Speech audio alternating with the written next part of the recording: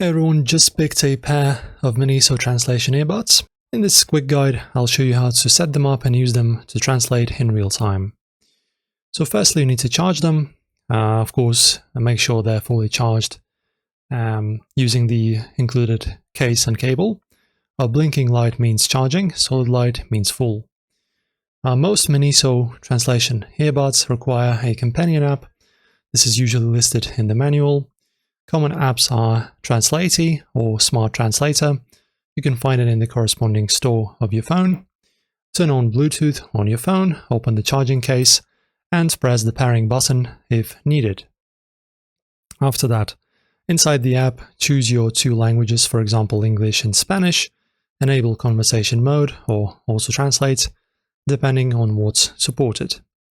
Put in one earbud for yourself and hand the other one to the person you're speaking with. The app listens and translates instantly between the two of you. And that's how you use your Miniso Translation Earbuds from start to finish. If this helped, don't forget to like and subscribe and also check the description. Guys, enjoy talking to people and of course, see you next time.